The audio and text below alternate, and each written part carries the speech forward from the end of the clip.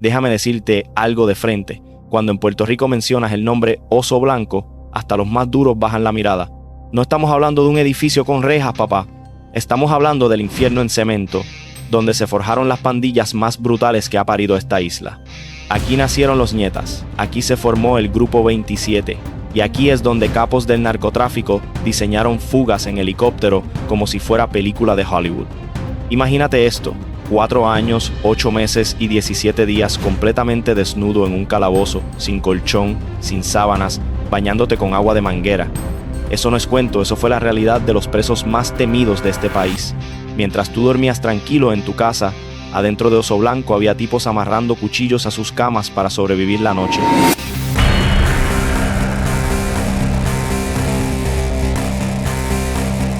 En este video vas a conocer a los bandidos reales que controlaron esos muros. Desde La Sombra, que fundó una pandilla que hoy opera en 9 estados de Estados Unidos, hasta Papo Cachete, que planificó una fuga en helicóptero que todavía tiene a la gente con la boca abierta. Desde Junior Cápsula, el Pablo Escobar boricua que controlaba el 90% de la coca de la isla, hasta el Jíbaro, el preso que pasó 47 años entre esas 4 paredes y vivió para contarlo. Esto no es glorificación, esto es historia real de la calle. Quédate hasta el final porque lo que viene es fuerte y te va a dejar claro por qué Oso Blanco era el lugar más temido de Puerto Rico. Antes de seguir, quiero saber algo. ¿De dónde nos estás viendo? Déjame saber en los comentarios si eres de Carolina, de Caguas, de Río Piedras o de cualquier pueblo de la isla. Y si estás viendo esto desde Estados Unidos, desde Florida, Nueva York, Connecticut o cualquier estado donde los Nietas dejaron huella, escríbelo también. Quiero ver qué tan lejos ha llegado este canal y saber que esta historia resuena contigo sin importar dónde estés. Dale, comenta ahora mismo de dónde nos ves. Ahora sí, vamos con la historia completa.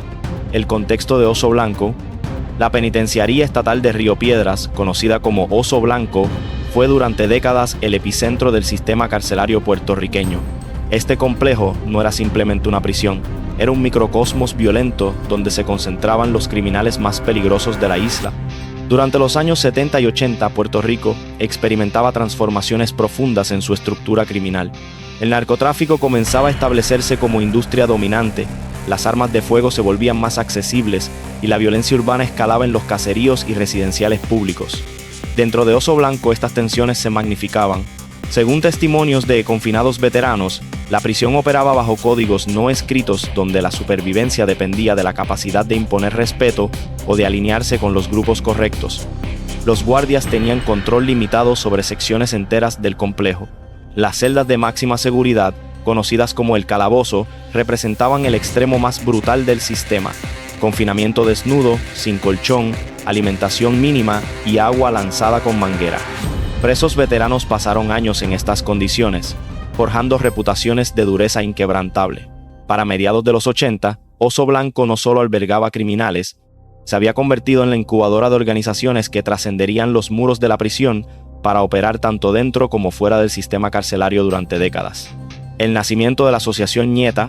En 1979, dentro de las paredes de Oso Blanco, nació una de las pandillas carcelarias más influyentes en la historia criminal latina. Carlos Torres Irriarte, conocido como La Sombra, fundó la Asociación Nieta en un momento donde varios prisioneros políticos pro independencia compartían espacio con criminales comunes. La narrativa oficial de los Nietas presentaba al grupo como una organización de protección mutua creada para defender a los reclusos de los abusos de guardias y de otras pandillas, específicamente del Grupo 27, también llamado Los Insectos. Los Nietas adoptaron una estructura ideológica compleja. Se identificaban con movimientos revolucionarios puertorriqueños como el Ejército Popular Boricua, conocido como los Macheteros. Utilizaban los colores de la bandera puertorriqueña, rojo, blanco y azul. Se referían entre ellos como hermanitos y hermanitas, creando una identidad de hermandad que trascendía la simple afiliación criminal. Esta fachada de organización cultural les permitió reclutar con efectividad y presentarse como víctimas del sistema colonial estadounidense. Sin embargo, detrás de esta narrativa política, los Nietas rápidamente se involucraron en actividades criminales dentro de la prisión. Controlaban el tráfico de drogas, imponían protección forzada y ejercían violencia contra rivales y disidentes. Para principios de los 80, habían tomado control efectivo de secciones enteras de Oso Blanco, convirtiéndose en la pandilla dominante del complejo. La caída de La Sombra. El 30 de marzo de 1981, Carlos Torres Iriarte caminaba de regreso a su celda después de asistir a la capilla de la prisión. Fue emboscado por miembros del Grupo 27 en un ataque coordinado que involucró tanto disparos como apuñalamientos. Iriarte murió en el acto. Investigaciones posteriores revelaron que el asesinato fue posible gracias a la complicidad de autoridades carcelarias que recibieron pagos para facilitar el ataque. Pero la historia tiene un giro más oscuro. Durante la investigación del homicidio, las autoridades descubrieron evidencia de que los propios lugartenientes de Iriarte pudieron haber estado involucrados en su traición. Estos subordinados querían expandir las operaciones de la Asociación Ñeta hacia el narcotráfico dentro de las prisiones, algo que Iriarte había rechazado mantener. Su muerte no fue solo un golpe del enemigo, fue también una reestructuración interna de poder. La respuesta de los Ñetas fue inmediata y brutal. Tomaron control de varias alas de la prisión en un motín violento, saquearon la farmacia del complejo y robaron medicamentos narcóticos. Para vengar a su fundador, miembros de la Asociación Ñeta irrumpieron en la celda del líder del Grupo 27, conocido como Manota, lo apuñalaron hasta la muerte y desmembraron su cuerpo. Este acto de violencia extrema estableció el tono de la guerra carcelaria que definiría Oso Blanco durante años. La expansión y consolidación de los Ñetas. Para mediados de 1984, los Ñetas ya no eran simplemente una pandilla de una prisión. Habían tomado control de 7 instalaciones carcelarias principales a través de Puerto Rico. Su crecimiento era tan significativo que el Departamento de Corrección y Rehabilitación se vio obligado a implementar segregación física, separando a los Ñetas de sus rivales en edificios diferentes dentro de las prisiones.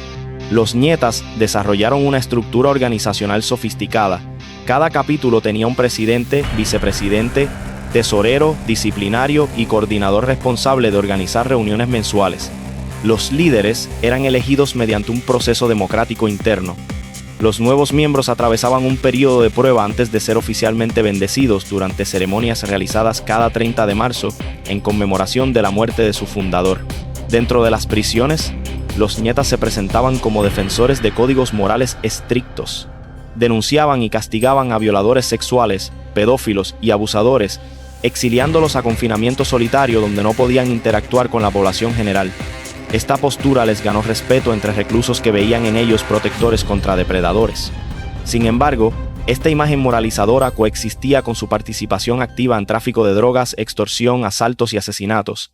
La expansión de los Ñetas no se limitó a Puerto Rico. Para los años 90, tenían presencia confirmada en Estados Unidos, estableciendo capítulos tanto dentro como fuera de prisiones en 36 ciudades a través de 9 estados, principalmente en la región noreste.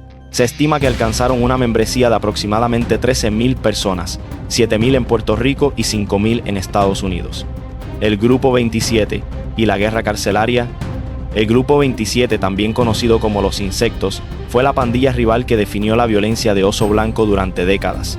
Fundado el 27 de junio de 1980 por Luis Pinela Pizarro, alias Chino Pinela o El Viejo, junto con otros reclusos, los 27 tenían un objetivo primario: tomar control de las prisiones para generar dinero. Su modelo de negocio era diversificado y brutalmente efectivo. Traficaban cocaína, heroína, marihuana, cannabinoides sintéticos, Suboxone, metanfetamina cristalizada, alprazolam, oxicodona y fentanilo dentro del Departamento de Corrección de Puerto Rico y del Sistema Federal de Prisiones. Imponían un impuesto a otros reclusos, conocido como el incentivo, cuando estos introducían drogas a la prisión. Además, operaban esquemas de fraude y extorsión mediante canteos, usando teléfonos celulares introducidos ilegalmente. Miembros del Grupo 27 llamaban a personas al azar fuera de la prisión, usando mentiras y amenazas para extraer dinero. Un solo miembro podía obtener miles de dólares en un día mediante esta táctica. Para mantener estas operaciones funcionando, los 27 dependían de una red de corrupción, que incluía 13 oficiales correccionales, civiles que trabajaban dentro del sistema y personas que visitaban a reclusos. Algunos lanzaban drogas dentro de las instalaciones mediante picheos, paquetes arrojados sobre las bardas que eran capturados por miembros de la organización. La empresa criminal generó millones de dólares, tanto así que en acusaciones federales presentadas en 2021 se incluyó una solicitud de decomiso de $40 millones. La violencia era su herramienta de control. Usaban asaltos, electrocuciones y asesinatos para mantener disciplina dentro de la organización. Documentos judiciales indican que el 26 de julio de 2010, el líder Edgardo Rondón Correa ordenó el asesinato de Alexis Santiago Montañez, conocido como Chanfle, para castigar la cooperación con las autoridades. Los 27 también traficaban armas de fuego hacia pandillas afiliadas en las calles, asegurando que sus aliados externos tuvieran el armamento necesario para controlar territorios de narcotráfico. José García Cosme, Papo Cachete. José García Cosme nació en 1957 en Caguas y se convirtió en una figura pionera del narcotráfico en esa región durante finales de los 70 y la década de los 80. Conocido como Papo Cachete, lideró una organización de tráfico de drogas que las autoridades consideran precursora de la era dorada del narcotráfico cagüeño en los 90. Su influencia directa llevó al surgimiento de otros traficantes notorios de la zona como Edsel Torres Gómez, Miguel Rivera Newton, llamado Cano Newton, Jaime Dávila Reyes, conocido como Peluche, y otros operadores importantes. García Cosme tenía un historial criminal extenso desde los años 80. Fue arrestado en 2013, condenado por narcotráfico y enviado a prisión federal en Estados Unidos. Pero su conexión más famosa con Oso Blanco ocurrió el 17 de abril de 1991, cuando las autoridades creen que fue el autor intelectual de una fuga espectacular. Un helicóptero aterrizó dentro de la prisión, permitiendo que varios reclusos escaparan. Este evento capturó la imaginación pública y demostró el nivel de recursos y coordinación que los narcotraficantes podían desplegar incluso desde dentro del sistema carcelario. García Cosme fue liberado en 2019 y comenzaba a cumplir una sentencia de 8 años en libertad supervisada cuando fue asesinado el 2 de septiembre de ese mismo año. Conducía hacia una salida de Caguas en la ciudad vecina de Gurabo cuando uno o varios atacantes abrieron fuego contra su vehículo compacto, un Suzuki SX4. 4 horas después de su muerte, su contador, Javier Vázquez García, de 35 años, también fue asesinado a disparos en su residencia en Carolina. Ambos homicidios permanecen sin resolver, pero sugieren ajustes de cuentas relacionados con operaciones criminales pasadas. Ángel Nieves Díaz, Papo la Muerte. Ángel Nieves Díaz nació el 31 de agosto de 1951 en Puerto Rico y desde joven se involucró en el crimen y las drogas. Adoptó el apodo Papo la Muerte, que aproximadamente se traduce como Papá de la Muerte, un nombre que reflejaba su reputación violenta. También fue sospechoso de liderar células del Ejército Popular Boricua, conocido como los Macheteros, aunque esta conexión nunca fue completamente confirmada. Su historial criminal comenzó temprano. A los 17 años fue arrestado por posesión de heroína. A los 24, disparó e hirió a un oficial de policía durante un asalto armado, recibiendo sentencia de 5 a 8 años en prisión. En julio de 1978, asesinó al director de un centro de rehabilitación de drogas, apuñalándolo 19 veces mientras dormía. Fue declarado culpable de asesinato en segundo grado y sentenciado de 10 a 15 años de prisión. En 1979, Nieves Díaz escapó de la penitenciaría estatal de Río Piedras, casi matando a golpes a un guardia durante la fuga. Huyó a Florida, donde el 29 de diciembre de ese año, junto con Ángel Toro, conocido como Sammy, y un tercer hombre nunca capturado, asaltaron el Velvet Swing Lounge, un club de striptease en Little Gables. Durante el asalto, Joseph Nagy, el gerente de 49 años, fue asesinado a tiros. No hubo testigos oculares porque la mayoría de los empleados y clientes estaban encerrados en un baño público. Nieves Díaz fue arrestado en febrero de 1980 y uno por cargos no relacionados de asalto y armas de fuego, usando el nombre falso Emilio Báez. Pagó fianza y huyó a Connecticut antes de que la policía descubriera su identidad real. Allí fue arrestado por cargos federales de posesión de armas. Mientras esperaba juicio en el Centro Correccional de Hartford, en agosto de 1981, escapó junto con otros 3 reclusos, tomando rehén a un guardia a punta de cuchillo y golpeando a otro. Fue condenado en corte federal por posesión ilegal de armas y en corte estatal por secuestro en segundo grado. También fue condenado por un cargo estatal de armas después de que oficiales encontraran un revólver Derringer calibre 30 y 8 cargado en su celda. Nieves Díaz y Toro fueron acusados de asesinar a Nagy en 1983, después de que la novia de Nieves Díaz en ese momento informara a la policía de su participación. Investigadores encontraron la huella dactilar de Nieves Díaz en una caja de fósforos dejada en la escena. En 1986 fue declarado culpable de asesinato en primer grado. Durante su juicio amenazó testigos, despidió a su abogado y optó por representarse a sí mismo. Afirmó que Toro había cometido el asesinato. El jurado lo sentenció a muerte por voto de 8 a 4.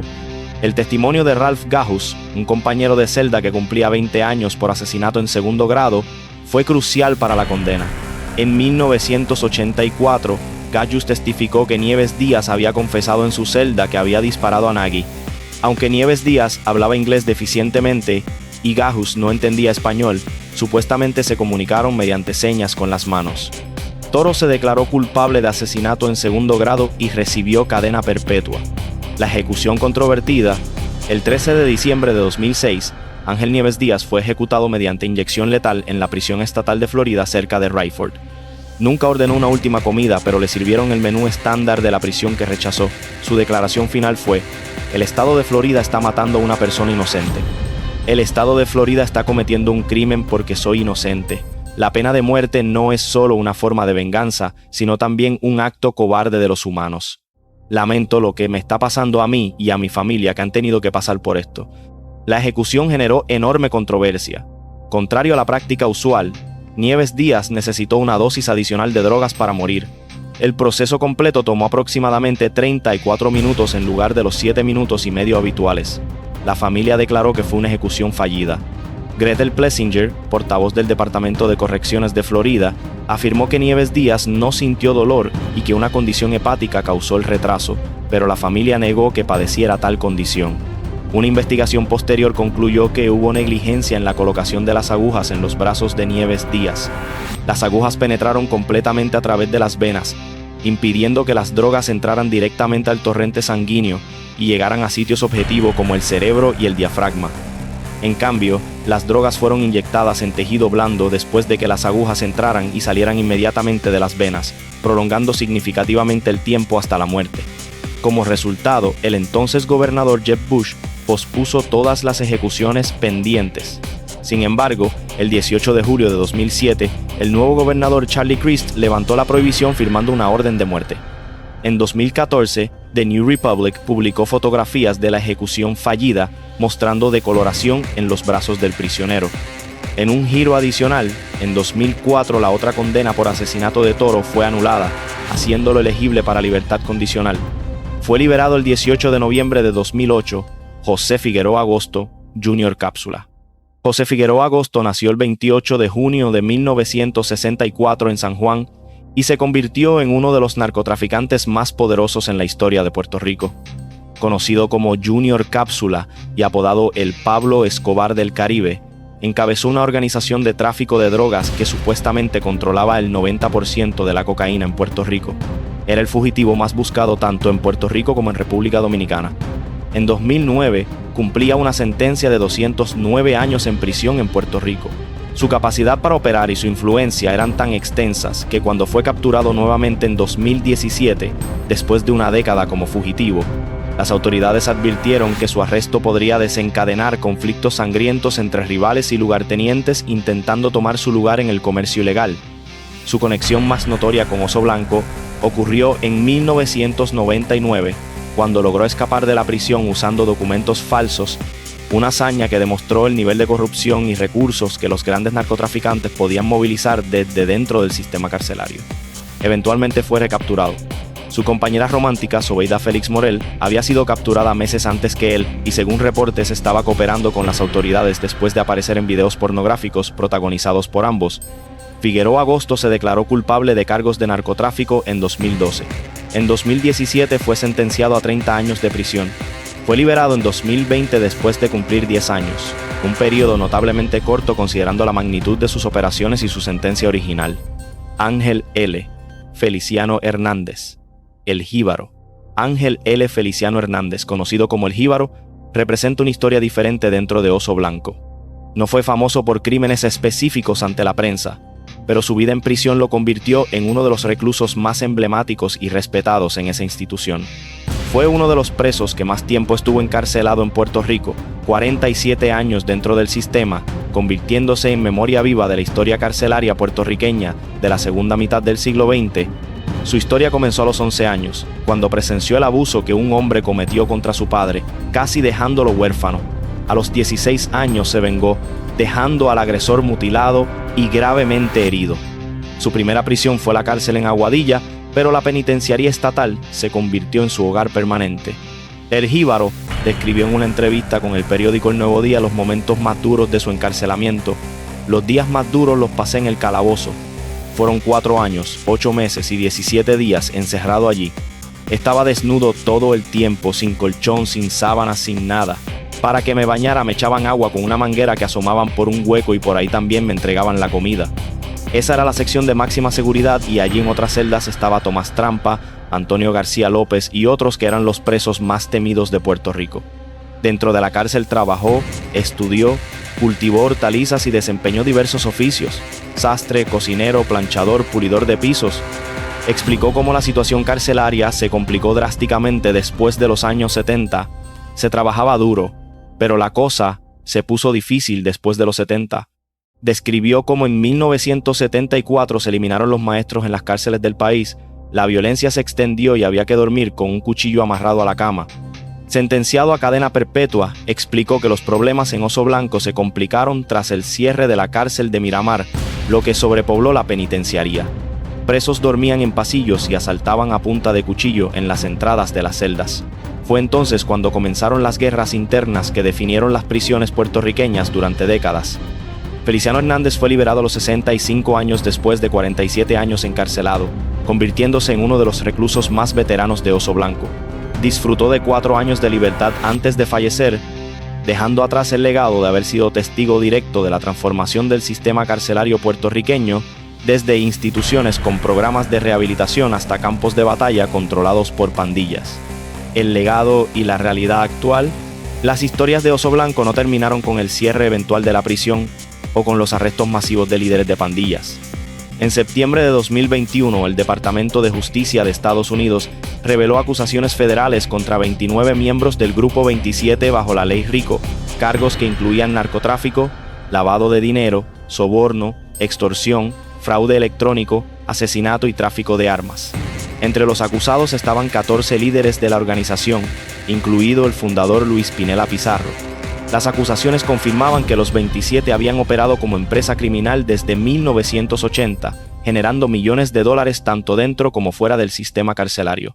El impacto de Oso Blanco en el crimen organizado puertorriqueño es innegable. La prisión funcionó como universidad criminal donde narcotraficantes, asesinos y líderes de pandillas compartieron conocimientos, establecieron alianzas y crearon redes que trascendieron los muros de concreto. Las organizaciones nacidas allí exportaron violencia y operaciones criminales a través del Caribe, Estados Unidos y Europa. Ahora dime una cosa, ¿qué historia quieres que cuente después? ¿Quieres que hable de los puntos más calientes de drogas en Puerto Rico? ¿De otros narcotraficantes que marcaron época? ¿De casos sin resolver que todavía tienen a la gente hablando? Escribe en los comentarios qué tema te gustaría ver en el próximo video. Agradezco que hayas acompañado esta narración hasta el final. Si conoces testimonios adicionales sobre Oso Blanco o tienes información verificable sobre estos eventos, te invito respetuosamente a compartirla en los comentarios. Este canal se compromete con el rigor histórico y el respeto hacia las víctimas de estos crímenes y sus familias. Suscríbete si te gustó el video, no te olvides de activar la campanita. Nos vemos el próximo video.